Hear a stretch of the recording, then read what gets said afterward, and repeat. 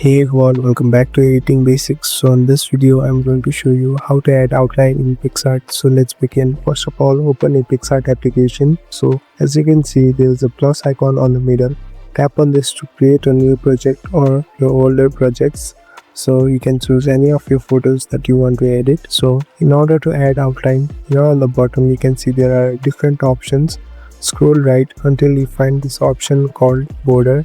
Tap on this border option. So as you can see, there are options called outer, inner and radius. You can adjust however you like. The main focus is on the outer and you can adjust it. You can even add colors from these two options and from this color wheel, and tap on the stick button.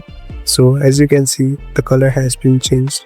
So you can adjust the outer and inner, and this is how you add outline in Picsart. At last, tap on the stick button. So you are done. Thank you for watching this video. I hope this video helps you.